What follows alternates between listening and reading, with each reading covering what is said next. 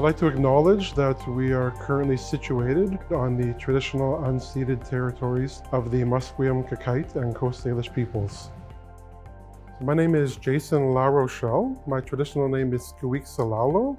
I'm from the Haida Nation, and I'm the Director for the Office of Indigenization at the Justice Institute of British Columbia. Tanse Jennifer Anaquad Nitsigasan Yanehiu Egwa Anishinaabe. Hi everyone, my name is Jennifer Anaquad. I'm Nehiu Anishinaabe from Treaty 4 territory in Saskatchewan, and I've grown up here as a guest on Coast Salish territory, and I was the lead researcher on this project. The overall goal was to explore current practices that help support and enhance Indigenous students' experiences within post-secondary. We wanted to have a deeper understanding of current transfer credit pathways between Indigenous Adult and Higher Learning Association institutions, or IAHLA institutions, and public post-secondary institutions. And in terms of gathering the data, we used interviews, surveys, and a literature review. We wanted to really take an Indigenous approach to everything, knowing that relationships are central to what we do within our roles, to Indigenous values and ways of knowing. We thought about that and what that looks like in a research project, especially during times like COVID, where we would usually gather together and be able to share food and share stories and connection.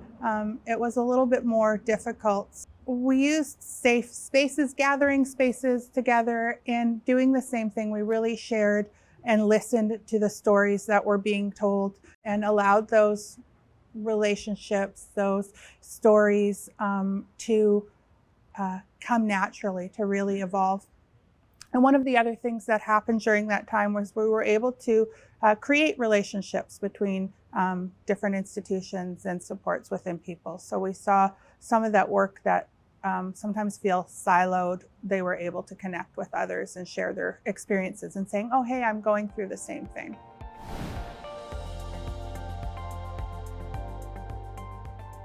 We wanted to look at some of the key IAHLAs that we know are participating in ongoing pathway partnerships. But within the public post-secondaries, we wanted to gather a large group of people from different roles. We had people from admissions, faculty advisors, we had coordinators, recruiters, and some teachers as well. So some of the educators were in there. The same as the IAHLAs, we had a really large group of different people from across the IAHLAs. So really wanted to cover all of those aspects that we see in our daily work of knowing what it takes to support Indigenous students.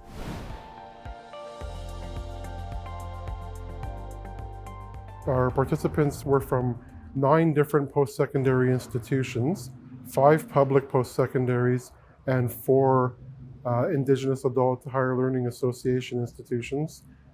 These institutions were University of British Columbia, University of the Fraser Valley, University of Northern British Columbia, Justice Institute of British Columbia, Douglas College, Nicola Valley Institute of Technology, Native Education College, Seabird College, and New Hawk College. One of the most dear to my heart is the ECE transfer partnership with UBC to the NITEP program. So that's both through NEC and NVIT, as well as any of the IAHLAs that are offering an ECE program. But I've seen how that program changes lives, and I see how the students starting off in an IAHLA are supported, the partnerships in making sure when they're coming into these really big institutions that they feel safe. Also that they know that they can reach back out to those that were supporting them in the process. Those relationships are, I think, so important, and we see these in so many of the pathway partnerships when they're nurtured.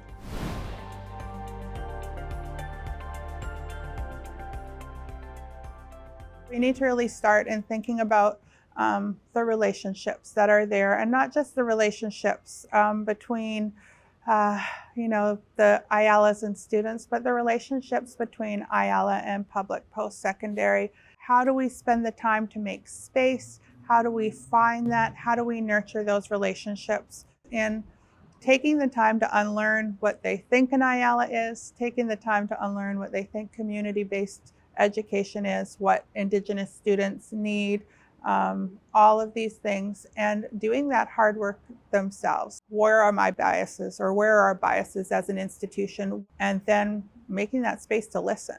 Often we see short-term partnerships that are very successful, but then the funding runs out. So then the students lose that connection, or those connections built when they were developing the partnership between the IAHLA and public post-secondary are lost.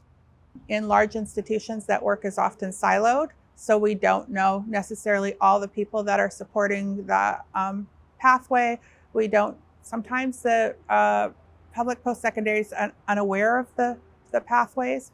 So I think one, transparency, two, the time and space to create those relationships and to maintain those relationships, but also not just having one person, so that one contact person, because we've heard time and time again that those contact persons would move on, and then it was like a stab in the dark of hoping that you got somebody that knew what you were talking about. A lot of transparency, relationship building, and I think the space for, especially for those in public post-secondary that not just need to create the relationships, but need to unlearn some of these systemic beliefs about what education is and looks like before going into the partnerships.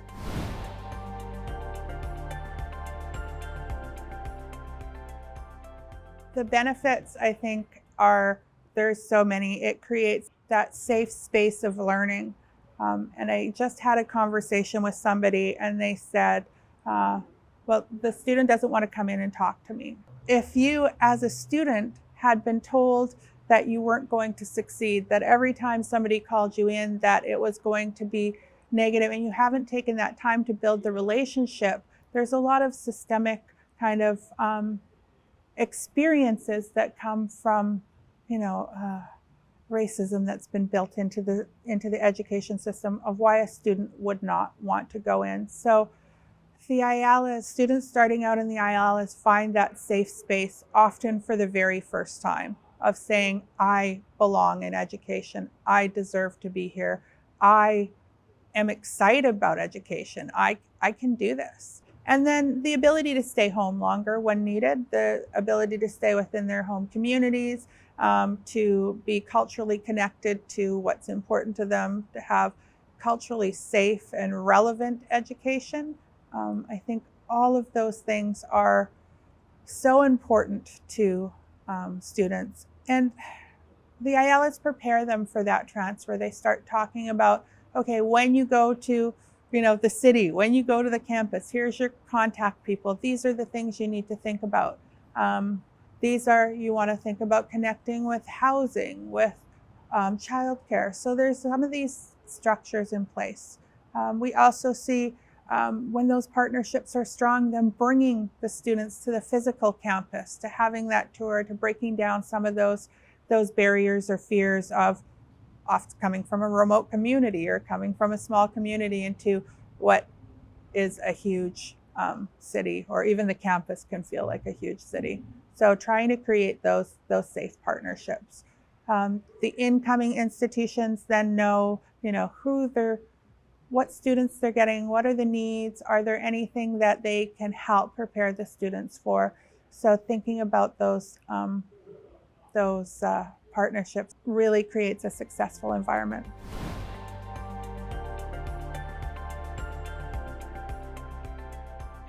Having those that are working with IAHLAs, those that are working with Indigenous students who are not Indigenous, need to take that time and have that support in being able to understand the truth of the history of education in Canada, not just for Indigenous people, but for everybody. Understanding what the purposes of the pathway is, and then understanding who the IAHLAs are that they're partnering with, and again, really creating those relationships.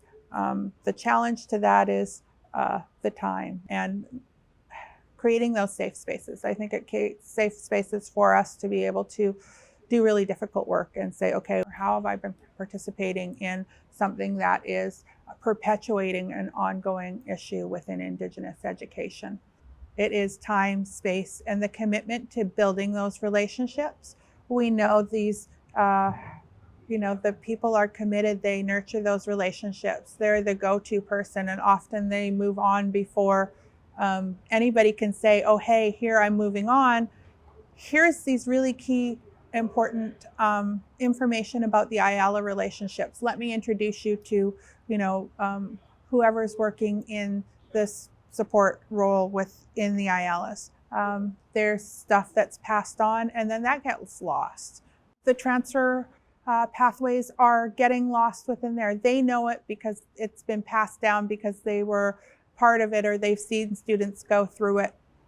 So they know it exists, and they're telling their students, oh, you really excel at this, or I know you really love law, or you're really interested in education, or whatever it is. And when they try to reach out to the IAHLAs to connect the students, again, there's that space of nobody really knowing what's going on.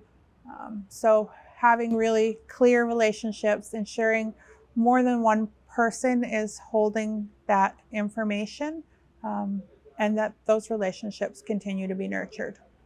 A lot of the stories that we're told are that students, even when these supports are put in place, are getting lost within the institution. They end up feeling often like they have to make a choice between what's important to them or education, that there's no space to blend those two together.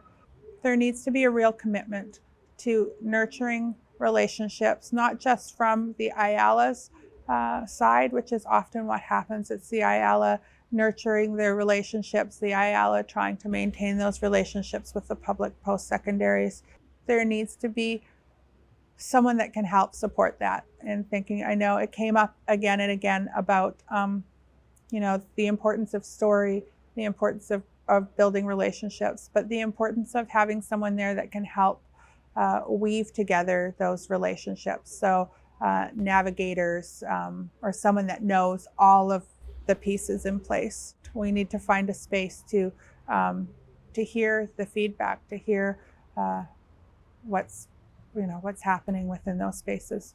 There needs to be something for students that fall into what we often refer to as a gap year.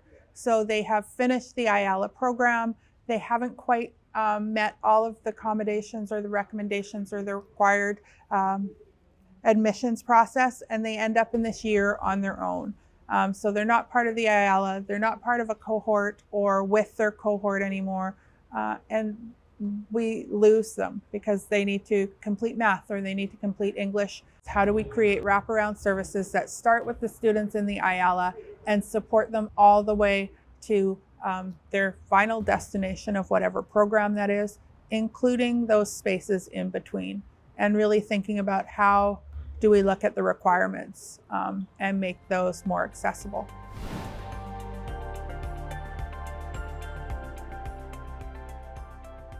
For non-Indigenous post-secondaries and developing their partnerships with Indigenous post-secondaries, my main advice would be to gain a better understanding of Indigenous post-secondary institutions. Do some research on that, because there are a varied number of Indigenous post-secondary institutions, and they vary by community and size. So really gaining a better understanding of those institutions will benefit and really help enhance how to cultivate those relationships amongst the institutions. Start with the truth. So I think there's a lot of emotional labor that goes into the public post-secondary institutions prior to even thinking about starting a relationship. So do they have the capacity? Is there cultural safety? Have their faculty and staff gone through any kind of indigenization training, cultural safety training, saying, if I want to work with an Indigenous community and I want to partner with an IAHLA and I want to partner Indigenous students, how am I going to ensure the space that the students are coming into is culturally safe, relevant, and supports their needs?